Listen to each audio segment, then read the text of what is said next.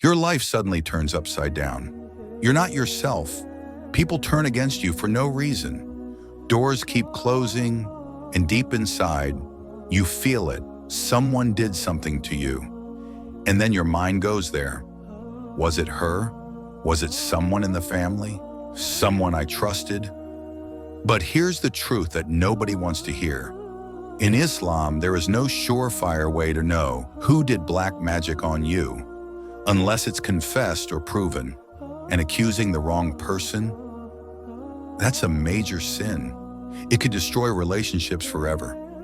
But don't let that shake you, because this video isn't about who did it.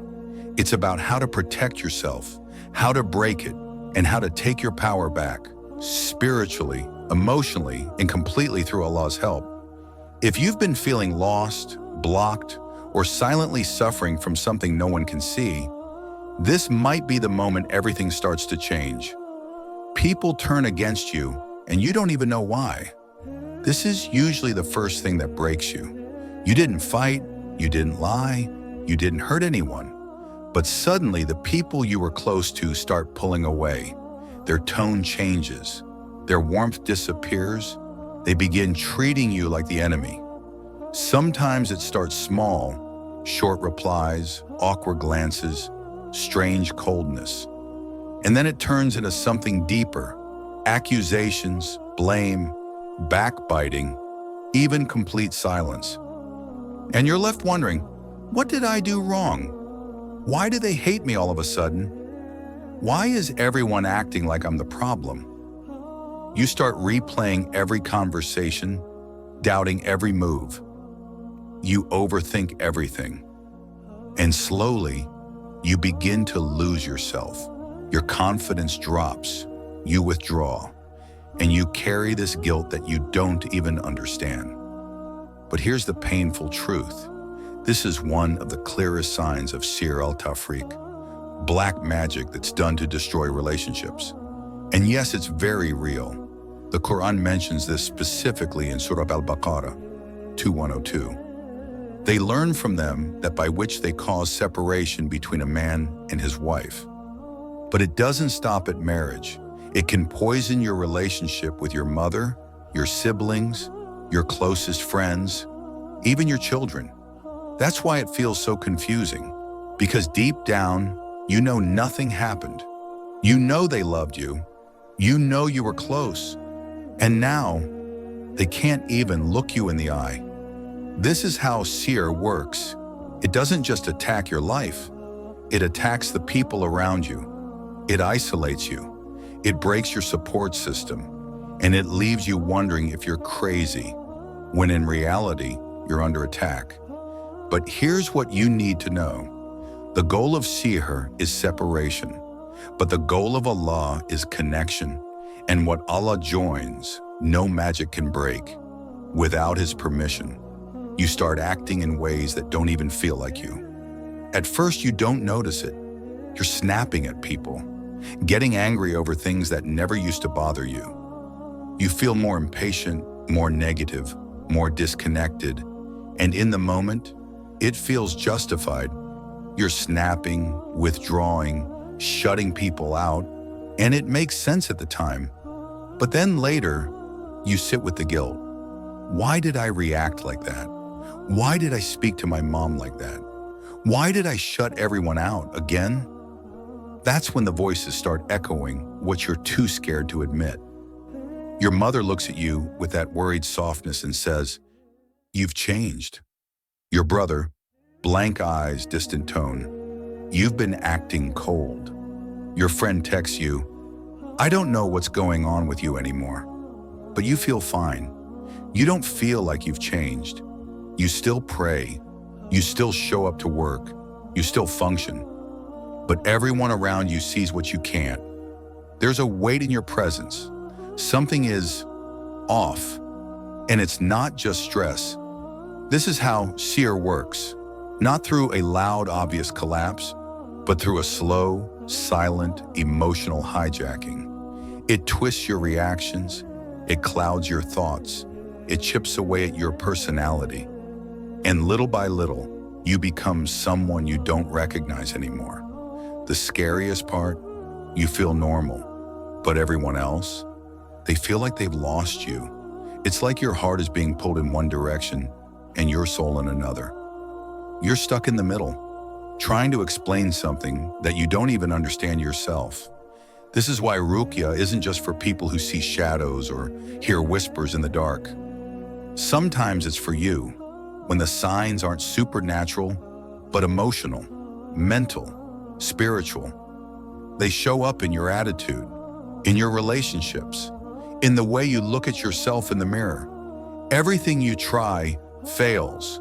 With no clear reason, you work hard, you plan, you ask for advice, you even make dua with a sincere, shaking heart. But just when things are about to fall into place, they collapse. Marriage proposals disappear. Job offers ghost you. Friendships fall apart. Your health takes a sudden dip, and you ask yourself again and again, why does this keep happening to me? At first, you blame yourself. Then, maybe you call it bad luck. But eventually, it feels like something is blocking you. Everywhere, every time. This is one of the most devastating truths about Sihr. It's not always explosive. It's subtle. It sabotages you quietly, repeatedly. And here's where so many get confused. Everything happens only by the will of Allah. No harm touches you unless He allows it. But when someone chooses to do Sihr, when they take your name to a magician, write it down, tie it, bury it, burn it, pour their jealousy into evil, they are held accountable. They didn't create the result, but they chose the sin. They intended the harm, and on the day of judgment, they'll answer for it. Allah says in the Quran, Surah Al-Baqarah 2102, but they do not harm anyone through it, except by permission of Allah.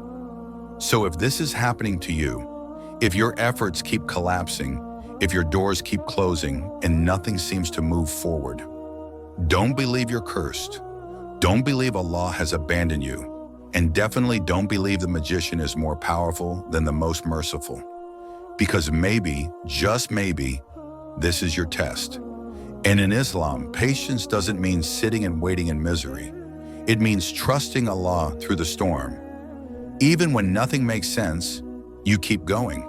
It means crying in sujood, even when the tears don't come easily. It means wiping your face with trembling hands and trying again. Because your story, it's not in the hands of magic. It's not written by envy or sealed by a spell. It's in the hands of the one who never lets a sincere heart fall. No matter how many times it's been broken, you feel emotionally numb, but you can't explain it. And that's the scariest part. Not the pain, but the absence of feeling. You wake up, you go through your day, you smile when you have to. You say, I'm good when people ask, but inside, there's nothing. No joy, no sadness, no motivation, no spark. Your soul feels blank. You don't cry in your du'as anymore. You don't feel anything during prayer. You hear others talk about peace, about contentment, about blessings, and you nod. But inside, a quiet whisper says, I don't even remember what that feels like anymore. This is how Sihr works sometimes. Not with screaming or shadows, but with a spiritual suffocation. It doesn't destroy your life all at once. It slowly disconnects you from your own heart. And the worst part, you can't even describe it. You just say, I'm tired. It's probably just stress. But deep down, you know something else is wrong. You're not lazy. You're not weak. You're under attack. And the weapon being used against you is silence. But here's what you need to remember. Allah said in the Quran, Surah Al-A'raf 7:201, indeed, when Satan whispers to those mindful of Allah, they remember their Lord, then they start to see things clearly. Sometimes that's all it takes. One moment of clarity, one spark of remembrance, one whispered, Ya Allah, from the depths of your chest. To realize, I'm not broken, I'm under pressure, And I need to fight back, not with panic, not with force, but with Quran, with patience, with quiet, consistent remembrance. Because when Sihr numbs the soul, dhikr wakes it back up. You begin to notice you're isolating yourself, but not from toxic people, from the ones who actually love you. And this sign creeps in slowly. At first, you just want some space. You stop replying to texts. You let the phone ring. You sit quietly at home, saying nothing. But then it goes deeper. You start getting annoyed by the people who care. You avoid eye contact with your parents. You cancel plans with your closest friends. You push away the very people trying to pull you back. And when they ask, "Are you okay?" you snap. You say, "I'm fine." But deep down, you know you're not. Here's the painful part. You don't even know why you're doing it. It's like one part of you wants to be left alone, while another part is screaming, "Please, someone notice. Someone help me." This is exactly how Sihr traps its victim. It makes you disconnect from your circle of protection, from the people who love you, the ones who remind you of Allah, the ones who would notice that something's not right. Because the more distance you create, the easier it becomes for Shaitan to whisper, to isolate, to plant thoughts, to sink you deeper into the silence. And the more time you spend alone with those thoughts, the more lost you begin to feel. But here's the truth. You're not crazy. You're not toxic. You're not broken. You're under attack. And that attack is trying to sever every connection that keeps you strong. And the first step to healing is knowing this one powerful truth. You can't do this alone. The prophet said, "Shaitan is a wolf to man, just like a wolf is to sheep. He takes the one who strays away from the flock." You don't need a crowd, but you do need someone. Someone who reminds you of dhikr.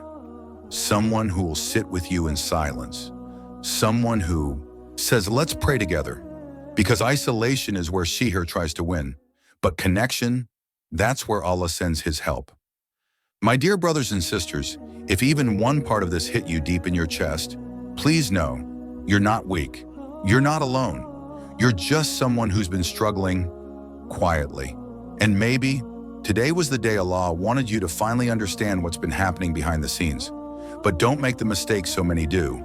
Don't get consumed by finding who did it, because that's a trap. In Islam, unless it's clear and proven, you are not allowed to accuse anyone. Guessing wrong can destroy relationships. It can stain your tongue with a sin you can't take back.